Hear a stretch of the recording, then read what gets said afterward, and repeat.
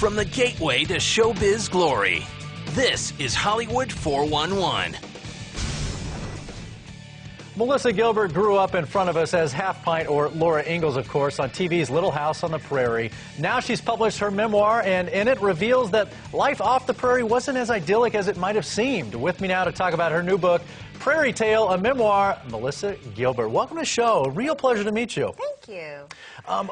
First question, why now? You've lived this amazing life and you've accomplished so much, but what made you think, now I want to tell it all? Well, there's a few reasons. One of the reasons of this sort of timing is that my children are old enough to read it. Right. Because it's a very honest accounting of my life and my missteps along the way, and a little bit of craziness in there. And also, the two primary reasons were that if there's anyone who's going through anything that I went through during the course of my life, and this helps them, then I've accomplished something great. And at the end of the book, if people walk away and go, well, if she did it, I can do it. Because, you know, life is not easy for anybody. Yeah. But, I mean, there's some things I probably just don't want my kids to know. Was there ever that fear that I don't want to hurt anybody, I don't want to open my kids to this? Oh, absolutely. I mean, there are things in there that I really thought about seriously before I wrote them, and handling them a certain way. And the one thing I made sure to do, because it wasn't just my kids I didn't want to hurt, it's the other people in my life, the people that have been a part of my life, was that the book is all about what I did, decisions that I made, things that I chose, and it really is not about everybody else around me. And a lot of the stuff my kids know, you know, and they don't know about the relationship stuff, but it's not that salacious. You had a very open relationship with Rob Lowe, a very famous relationship, and I heard he's one of those people you didn't want to hurt, and that you actually reached out to him and said, hey, this is what's in the book. As we take a look at some of these pictures from you, wow, how old were you guys back then? We were 17. You know, you look kind of alike at that age. Yeah, well, thanks. I don't look like him now, though. He's really handsome. But you reached out to him and said, hey, this is coming out. I did. I wanted to, I actually sent him the excerpts that I wrote about him before I even sent them to the publisher. Because we're not friends. We see each other and socially we'll cross paths every once in a while, but I didn't want to cause him any undue discomfort or unnecessary pain. And, you know, he's been through a lot, and he's come out the other end, and he's got kids of his own. And he basically, he had me do a couple little tweaks of things, but he said, that's cool. God bless, good luck, and I haven't heard from him since. In reading the book, I think one of the surprising things people will find is how you perceived yourself. This really geeky, awkward, ugly, fat, big-nosed girl. In one story that struck me, and I don't know if kids will understand this, but one school dance, you took Scott Baio, Chachi. Look it up, kids. You can Twitter it or something.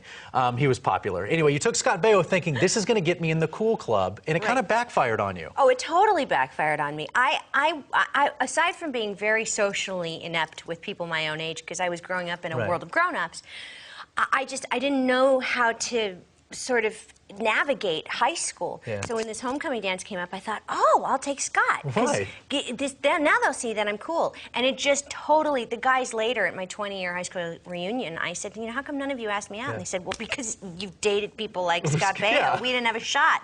And I thought, oh, I'm a doofus. It did not work out so well. Such a dork. So there's anecdotes like that, but then there's more serious stuff, like when you deal with your alcoholism. And really that come to Jesus moment, the breaking point was your son that came to you and said one night, you know, are you going to drink? Yeah, my youngest son, Michael, he was about 8 at the time. And I was in the kitchen making dinner, and I had my glass of wine poured to where I would keep it so no one knew I was drinking. I was very good at that. Wow. And he said to me, Mommy, you're not going to drink more wine tonight, are you? And still even talking about it, it devastated me, because that's not... No, being a dad myself, I can't imagine that feeling you had. I don't want to be that mom. Yeah. You know, I didn't want to be... I knew my kids were going to have issues, but I didn't want to be that... I didn't want them to have to grow up being, you know, adult children of an alcoholic, and I didn't want to be that person anymore. And so I sort of went crawling into AA on my hands and knees, begging people to sort of give me a modicum of privacy with it. Good luck. Yeah. Well, apparently, as was said to me at an AA meeting, was how do you do anonymous? It's Alcoholics Not So Anonymous for Melissa Gilbert. Well, for a lot of people, and you know what? It reached a point where the choice was, you know, stay private or stay sober. And I rely on the people in AA to stay sober. Well, you have gotten sober, and you're moving on. You have a musical coming out. Little House on the Prairie musical is this fall, correct? Yes, it Around the starts country? this fall, and we'll be touring for a year till June of 2010, all over the country. And there's a website, www.littlehousethemusical.com.